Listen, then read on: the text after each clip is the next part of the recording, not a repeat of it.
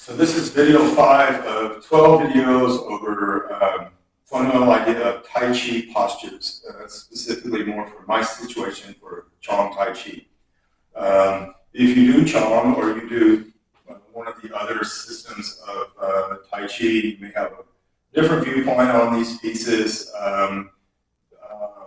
Maybe they're similar to yours or maybe not. That's fine. Again, it's like a lot of it's up for interpretation.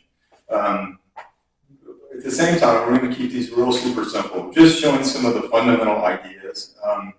I will say that to early to work Tai Chi, a lot of the individual postures would need to be combined together into a combination of movements or to be utilized as a counteraction. So, but one by itself, like the one we're doing today, in this video is wave hands like clouds. If we look at it from it as parries, right? It's this kind of movement. There's many different ways that it's done. Wu does it different than Yang, and Yang does it different than Sun, and Sun does it different than Chen. And there's nothing wrong with that. We should look at those variations and then kind of explore them and see if it's something that would benefit us for application training. So we're going to look at this in this way. So whether I've got a leg forward or I'm standing in this way, like in the form itself, it just moves from side to side, right? Or side to side. And you're doing a left and a right. And kind of look at it a little differently if we just break it down and put it into context, right? So say I'm like this and he throws the punch with the lead. I may step across here, or say if it came off the rear, I may step across here, or maybe it comes off with the same hand and I come here, or it comes off with this hand and I'm here. I can also do this as a diagonal, moving into the side to the flank, right? So the punch comes and I'll move here to the side. Same thing, I move to the side. If I, you see that what we do in Chang is like the parry comes across and it pulls down. You can look at this different ways, but when he does the action, and say if I came in here, I could immediately combine this with something else, like slant flying, right? Come in and make this action. Back to my point about making it into a combination of movements. You want to know what the movement's doing, but it's something like even with a kick piece, right? I may still want to have a follow-up with something else. We have locks or a lock. So as this hand comes across, this one comes up, right? We're going to do it to the inside. So when he throws the punch, here's my parry, and I can either step my feet together and block the elbow joint. I can also go under his armpit. Like if he's, say, quite a bit shorter than me, right? I can come under here and lift up on the arm again and turn it into something else by adding something to it. He does the punch on this side and here, right? I step up, or I can step up and step out, right? So say I come here and I go to get this motion and then I move him, right? And then I step up and then move him. And look, I'm not trying to do this with my arm, but I'm trying to do it with my body. So I kind of have this attachment. And then look, I'm going to step, and as I step, I'm going to use the legs and the core to move him. Great move to get the person moving so that I can incorporate something else. And that's going to go along with the next part. We're going to add a leg maneuver, right? So we're going to try to trip his leg. And we're going to look at it from either leg, right? So it comes up, and I've parried, and I go for this lock. And I'm going to take my foot, and I'm going to attach it here. Sleep it down for a second. So it's kind of like it's flat, right?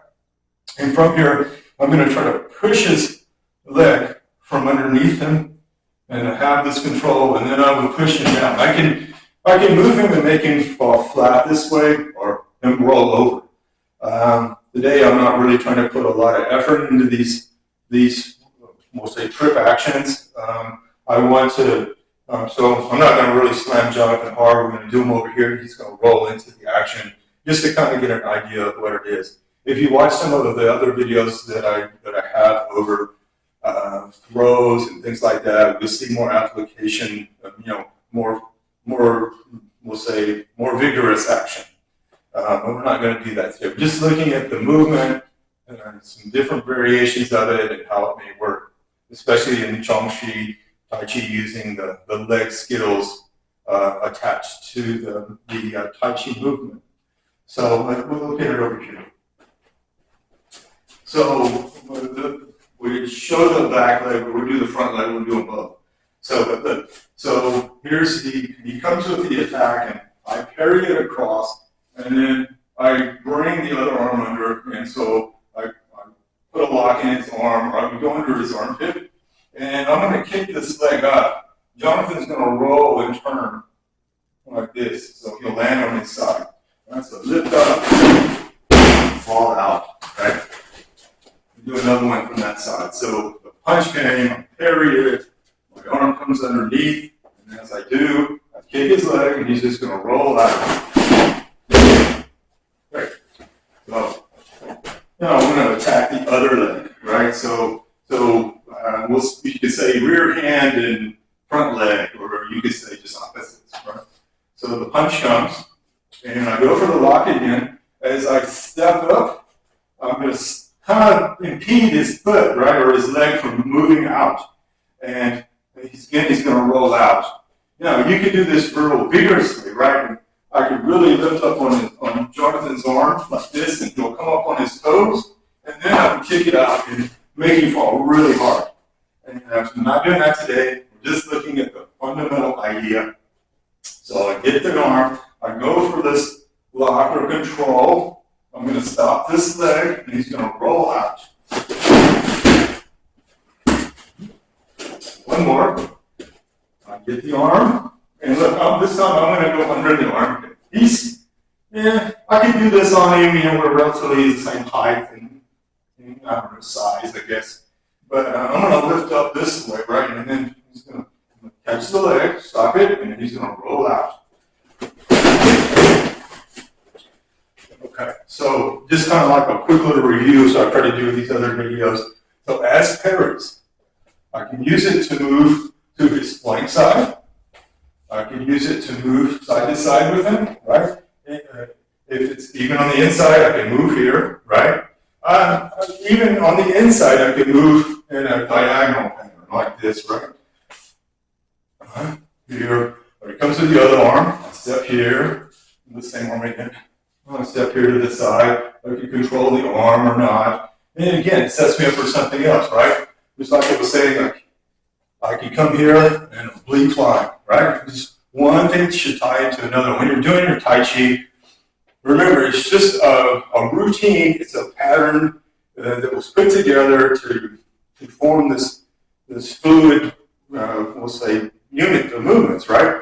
But you should be able to take that form, whether it's a short form or a large form, and break it apart and then experiment with those things to see how you could use them together as a unit to apply, to deal with an offensive action or defensive.